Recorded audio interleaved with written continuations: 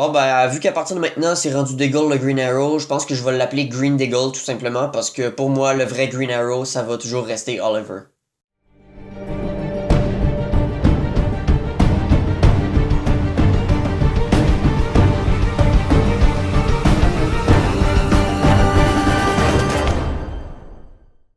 Salut tout le monde, on se retrouve aujourd'hui pour parler de Arrow, plus précisément de l'épisode 3 de la saison 6. Cet épisode-ci, je l'attendais pas mal vu que c'est la première fois depuis la saison 1 où on voyait vraiment Green Deagle, c'est-à-dire John Deagle dans le sud de Green Arrow en action. Et cette fois-ci, ça va être pour un bout, là, pas juste pour un épisode, là. Puis je suis content que ce soit ça, là. C'est ça que j'espérais la semaine passée quand on a eu ce cliffhanger-là. Et c'est pour cette direction-là que la série opte. Et je suis bien content de ça. Et cet épisode-ci, c'était pas mal un épisode centré sur l'adaptation de plusieurs personnages, que ce soit pour Deagle, évidemment, dans son rôle de Green Deagle, pour la team qui doit s'adapter au changement de leader, pour Oliver qui essaye toujours qui struggle à essayer de connecter avec William, son fils, ou même Felicity, bon, plus ou moins elle, mais genre, elle devient je sais pas comment on dit tuteur au féminin, je sais pas s'il y a un mot pour ça, whatever. Elle devient le tuteur de William pour ses devs de maths parce qu'elle veut le préparer pour un examen qu'il y a dans quelques jours. Et ça, Oliver, il aime bien ça, qu'elle aide William, puis il voit qu'elle a aussi une genre de chimie avec lui, là, et genre ils s'entendent bien les deux, fait qu'à la fin de l'épisode, il propose de venir chez lui de temps en temps, fait qu'il offre les clés de son appart. Puis d'ailleurs, j'y avais pas pensé, mais jusqu'à maintenant, où est-ce que William et Oliver sont, c'était comme l'appart d'Oliver, mais on l'avait comme jamais vu avant. Je trouvais ça bizarre, en tout cas, il me semble que c'est ici, qui dit spécifiquement que c'est son appartement. En tout cas, j'imagine qu'il fallait juste deviner avant pour le savoir, mais bon, whatever. Là, évidemment, à la fin, on a la confirmation que Olicity est de retour. Personnellement, ça me dérange pas en autant qu'il n'y ait pas de drama avec eux cette saison-ci ou que ils prennent pas une trop grosse place dans l'intrigue. Parce que là où je suis rendu avec Felicity, c'est faites-le ou faites-le pas. Arrêtez de jongler entre les deux, please. Là, on a déjà eu assez de ça dans la saison 4. Et c'est ça. Si ils le font, parfait, mais arrêtez de faire du back and forth comme c'était une balle de tennis, là, parce que c'est plus le fun, là. Puis je pense sûr qu'il y a d'autres fans qui sont du même avis que moi là-dessus. Ça, c'était pour la partie la moins intéressante de l'épisode. Le plus intéressant, c'est pas le méchant de la semaine qui combatte, mais plutôt les problèmes que Deagle a lui-même, les problèmes auxquels on a été exposé plus tôt dans cette saison-ci.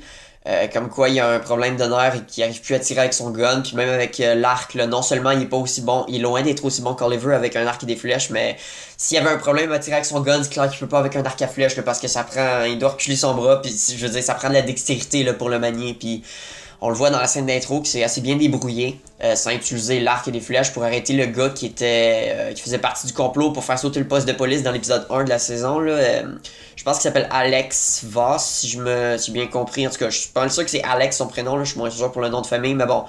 La séquence d'ouverture nous montre la nouvelle Team Arrow, si je peux dire, en action pour arrêter ce gars-là. Et j'aime beaucoup d'ailleurs comment Dinah utilise son Canary Cry pour genre propulser Deagle sur le toit d'un bâtiment. Là. Je trouvais que c'était pas mal cool, là, ça fait changement. Elle utilise son cri dans cet épisode-ci pour d'autres raisons que juste propulser des ennemis loin. Là. C'est pour des affaires plus originales, comme par exemple repousser un gaz toxique. Elle fait ça genre dans la scène plus climax de l'épisode. Mais bon, pour la séquence d'ouverture, elle l'utilise pour propulser des gars sur un toit, c'était pas mal cool. Puis il arrête Alex et les autres criminels sans utiliser son arc. Et ça va marcher, c'est juste que là, comme on nous le fait remarquer plus tard, les gens qui enquêtent sur les scènes de crime vont bien se rendre compte que là, le Green Arrow tire plus de flèches, puis là, ils vont se demander, coudonc, c'est la même personne, puis justement, l'agent Watson qui reste toujours collé au cul d'Oliver, a bien remarqué ça après seulement une nuit d'activité de la team Green Deagle. Elle fait pas grand chose honnêtement dans cet épisode-ci, à part nous rappeler qu'elle est sur le dos d'Oliver, puis à la fin aussi elle collecte les photos de ses associés, tel Prometheus la saison passée. Mais jusque là au niveau des conséquences c'est pas trop grave, tu sais, si Deagle puis la team peuvent arrêter une bande de criminels facilement sans utiliser l'arc et des flèches, pourquoi pas, c'est correct avec eux. Mais ça devient vraiment un problème plus tard dans l'épisode quand Deagle doit arrêter un camion en mouvement qui se dirige vers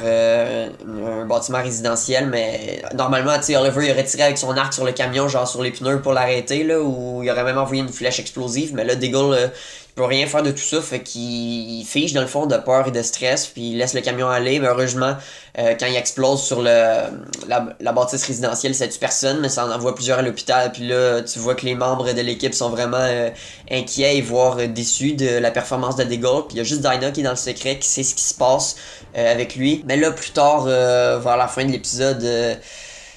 Felicity et Curtis ils avaient travaillé en secret sur la nouvelle arme que Diggle va avoir, en tout cas à partir de maintenant.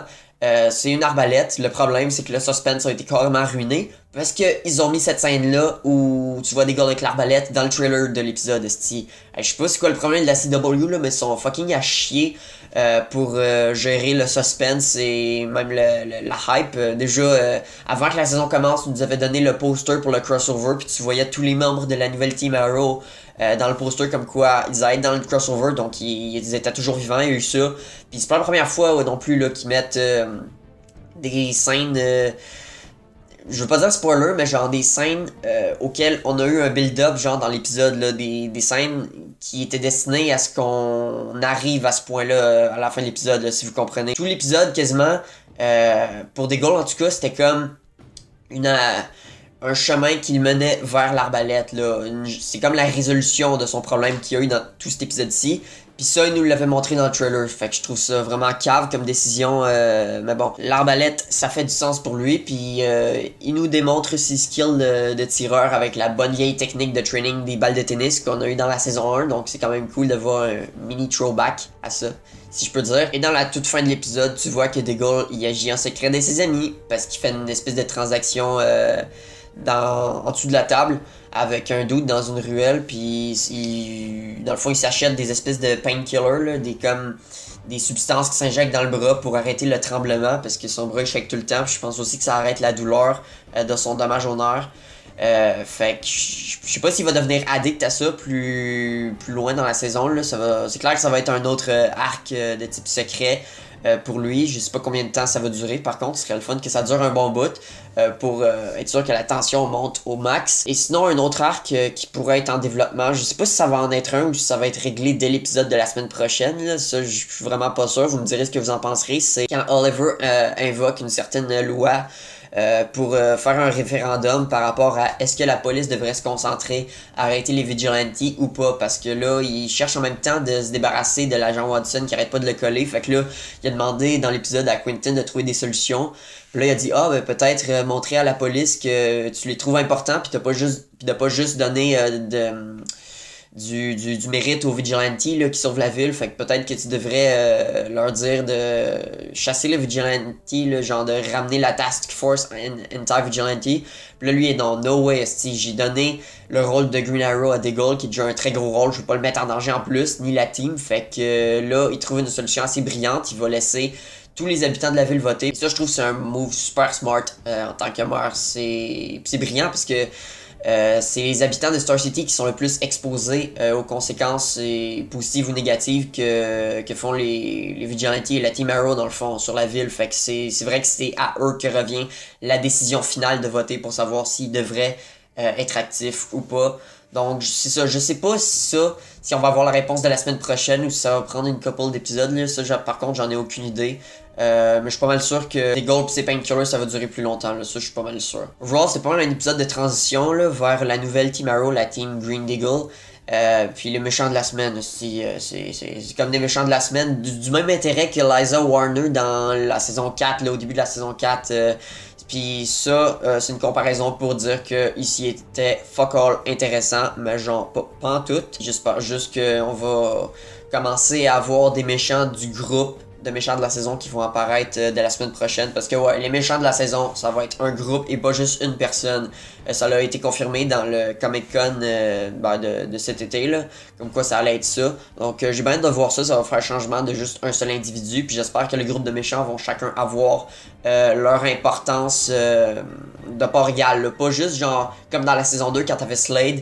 Après ça en dessous t'avais Isabelle Rochev puis genre Sebastian Blood. Là. Je veux pas qu'il y ait genre une hiérarchie là, dans le groupe où ou s'il y en a une, je veux que ce soit minime, là. Je veux qu'il y ait chacun une part d'importance à peu près égale. Et avant de finir, une dernière chose que je tiens à pointer, j'ai oublié de le mentionner la semaine passée, mais c'est que je suis pas vraiment fan de la nouvelle intro. Là, ils ont comme rajouté le logo des masques des autres membres de l'équipe de la team, là, puis je suis pas vraiment fan de ça, là, je trippe pas là-dessus. Je préférais qu'il y avait juste la flèche principale, là. Je sais qu'ils sont rendus une équipe et que chaque membre est important, mais je sais pas, ils ont fait ça pendant trop de saisons, là, simplement juste la flèche, puis là, ça ruine un peu ça, honnêtement, puis je trouve que ça ressemble un peu trop à l'intro de Legends où t'as le même genre d'affaires, là, tous les logos de chaque membre qui vont vers le centre, là, fait que, je sais pas, j'aime pas la nouvelle intro, là. Vous me direz ce que vous en pensez, vous me direz ce que vous avez pensé aussi de l'épisode en général, si vous l'avez aimé, qu'est-ce que vous pensez qui va arriver avec Deagle, est-ce que vous êtes intéressé par son arc, et évidemment, n'oubliez pas de liker la vidéo si vous l'avez aimé, à vous abonner à ma chaîne si vous êtes nouveau, et comme d'habitude, on se revoit dans ma prochaine vidéo, qui sort demain dans le fond, parce que ça va être ma review du nouvel album de Hollywood Undead, qui s'appelle Five, c'est mon album le plus attendu de l'année, j'ai fucking hâte d'entendre ça.